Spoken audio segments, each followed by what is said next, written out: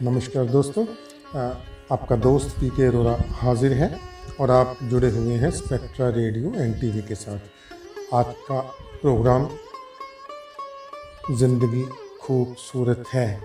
एक बहुत ही नहायत उम्दा इंसान को, एक अच्छे विचारक को, एक अच्छे मोटिवेटर को लेके आया है आपके पास, और उनका नाम है आचार्य राकेश पंडित जी। अपने विषय में इनको मुहारत हासिल होती है। ये वैदिक संस्कृति और संस्कृत के विद्वान हैं। तो आज ये मुखातिब होंगे हमसे। एक बहुत ही कॉमन सब्जेक्ट है दोस्तों, जिसको हम कहते हैं एंगर या क्रोध या गुस्सा। हम में से आम लोग इसके शिकार होते हैं दोस्तों, और मोस्टली हम लूज़ करते हैं इससे। तो आज आचार्य जी अपने कुछ बातें हमारे साथ शेयर करेंगे इसी सब्जेक्ट पे, इसी इशू पे, कि क्रोध क्या, क्यों और कैसे। लीजिए।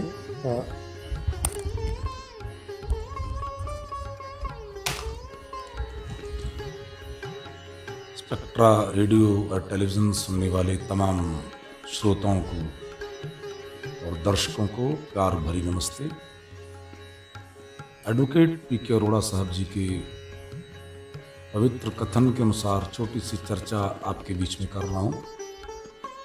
बड़ी जल्दी समझ आ जाएगी महाभारत के छोटे से दृष्टांत से लेकर के इस चर्चा को मैं आपके बीच में कह रहा हूँ।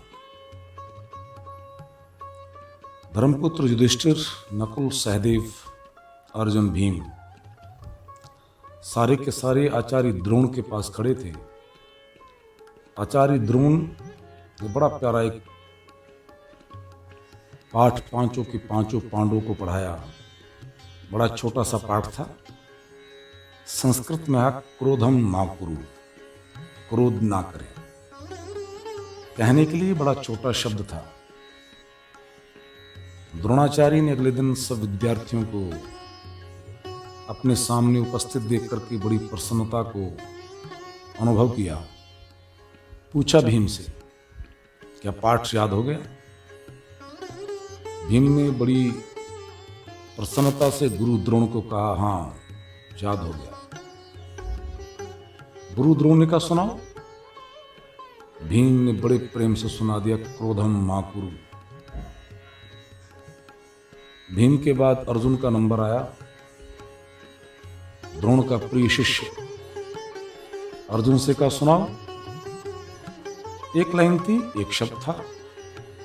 अर्जुन ने भी सुना दिया, क्रोधम मा कुरु। नकुल, सहदेव बारी बारी आकर के अपने पाठ को सुना करके चले गए। धर्मपुत्र युधिष्ठिर से कहते हैं द्रोण, हाँ युधिष्ठिर सुनाइए, आपको पाठ याद है? द्रोण कहता, नहीं गुरुजी। एक दिन बीत गया। द्रोण ने कहा, बेटे बड़ा छोटा सा पाठ था, क्रोधम मा कुरु। छोटा सा पाठ याद नहीं, का चल कोई बात नहीं, कल सही, कल याद करके आना। अगले दिन सब उपस्थित हुए, सबने बारी बारी पाठ को सुना दिया। मगर आज फिर धर्मपुत्र युधिष्ठिर का वही उत्तर था कि गुरुजी मुझे याद नहीं। गुरु ने आज को सख्त शब्दों में कहा, बेटे कल जरूर सुना देना, नहीं तो दंडित होंगे। तीसरे दिन सबने फिर पाठ सुना दिए। धर्मपुत्र युधिष्ठिर ने वही उत्तर दिया कि गुरुजी आज भी मुझे याद नहीं।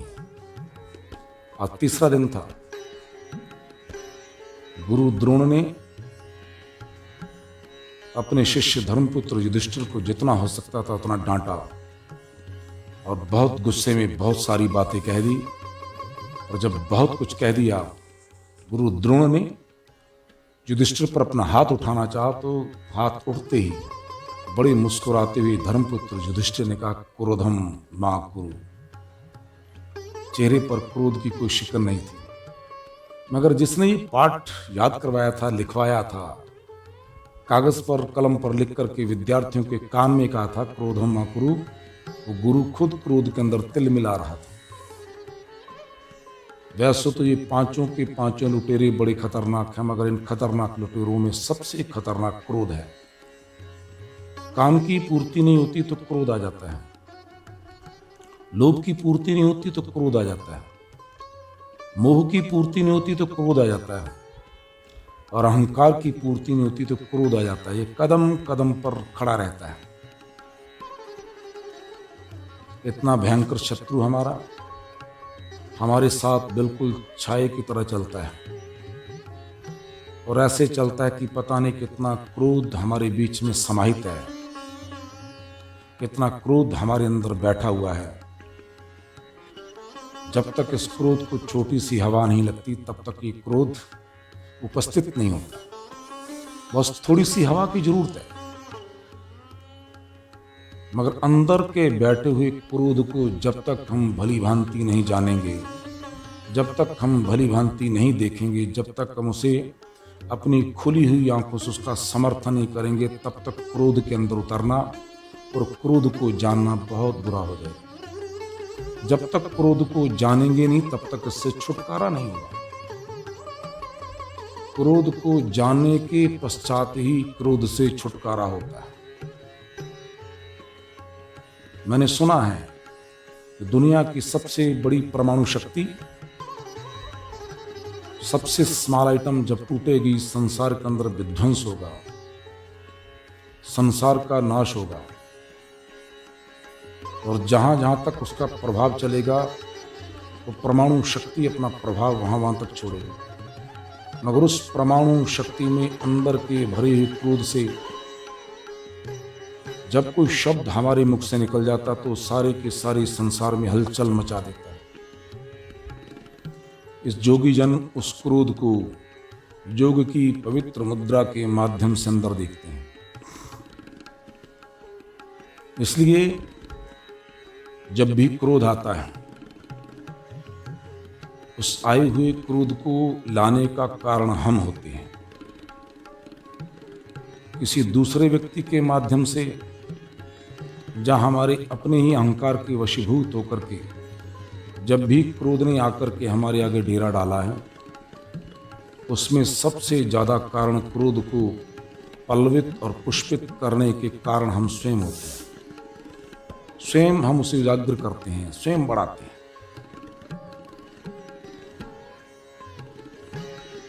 इसलिए हम जब तक क्रोध के दूसरे पहलू स्नेह को नहीं समझेंगे तब तक क्रोध को बिल्कुल नहीं जान पाएंगे। बहुत प्यारा साहब श्री गुरु ग्रंथ साहब जी का वचन है, जिस प्यार किया तिन ही प्रभु पाया। जो व्यक्ति प्यार करते हैं वो संसार की सबसे महान चीज परमात्मा को उपलब्ध होती है, परमात्मा को प्राप्त होती है। और मैं ये कहूँगा, जिन्होंने क्रोध को पाया है उसने सब कुछ गवाया। एक छोटे से क्रोध की वजह से, छोटे से क्रोध की चिंगारी की वजह से शरीर के अंदर ज्यादा नहीं तो कम से कम 80% बीमारियां उपस्थित हो जाती हैं, खड़ी हो जाती हैं। 350 वर्ष पहले हमारे शरीर में खून का क्या संचार था पता नहीं था। ये 350 साल पुरानी खोज है, इससे ज्यादा पुरानी नहीं। ब्लड प्रेशर, मगर इसकी उत्पत्ति का कारण, इसके उत्पन्न होने का कारण हमारा क्रोध है। क्रोध की वजह से ये बीमारी बहुत जल्दी पकड़ती है। और इस क्रोध से मुक्ति पाने का बहुत सीधा और बड़ा सरल उपाय बता रहा हूं। इससे सरल उपाय शायद ही और कोई नहीं। जितना हो सकता है उतना ध्यान के अंदर उतरेंगे, और ध्यान में उतरने के पश्चात ही आप क्रोध से जानकारी बढ़ा सकोगे, और कोई रास्ता नहीं। जलती हुई अग्नि के बीच में पानी डालेंगे तो अग्नि शांत होगी। जलती अग्नि में अगर तेल डालेंगे अग्नि और ज्यादा बढ़ेगी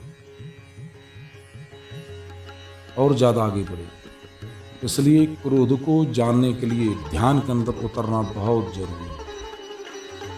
और ध्यान में उतरने का सबसे सरल उपाय है, हम अपनी आती और जाती हुई सांस को बड़ी बारीकी से देखें कैसे श्वास अंदर आता है, कैसे श्वास बाहर जाता है। जब अपने आपे से बाहर हो जाते हैं तब क्रोध आता है, और प्राण अपने आपे के अंदर वापस लौट करके अपनी ओर लेकर आते हैं। हम अपनी ओर वापस लौट करके नहीं आते, हम अपने आपे से बाहर हो जाते हैं। और मालूम है, अगर गंगा मैया भी किनारे तोड़ करके किनारों से बाहर आ जाएगी तो कोई सम्मान नहीं करेगा उसका। सब अपने घर के दरवाजों के आगे मिट्टी डाल देंगे, बोरियों में मिट्टी भर करके रखेंगे कि गंगा मैया कहीं भूल करके अंदर ना आ जाएगी। किनारों के बीच में गंगा मैया आया तो वहाँ से जल भर करके बोतलों में मिलाएंगे, उसे संभाल करके रखेंगे। क्रोध को भी किनारों के बीच में रखें तो समाहित रहेगा। किनारों से बाहर निकल गया तो क्रोध करने वाले का नाश कर देने वाला है। इसे जाने। पुनः पीके अरोड़ा साहब जी का बहुत बहुत धन्यवाद। आप सबने मेरी बातों को सुना, जो आगे सुनेंगे उन सबका धन्यवाद, बहुत बहुत थैंक यू। थैंक यू दोस्तों सुनने के लिए। नेक्स्ट एपिसोड में हम फिर आचार्य जी से मिलेंगे। इसी सब्जेक्ट को फर्दर हम एलेबोरेट करेंगे। अगर आपका कोई प्रश्न हो तो हमें आप कमेंट बॉक्स में या फ़ोन करके आप पूछ सकते हैं। हम उसी सब्जेक्ट को आचार्य जी से डिस्कस करेंगे। और हाँ, ये मैं ज़रूर कहूँगा, अगर आपको ये सब्जेक्ट अच्छा लगा तो अपने दोस्तों को भी याद करिए। इस क्लिप को मैक्सिमम आप लाइक करें, शेयर करें दोस्तों के साथ, ताकि आपके दोस्त भी इन मोतियों का फ़ायदा उठा सकें।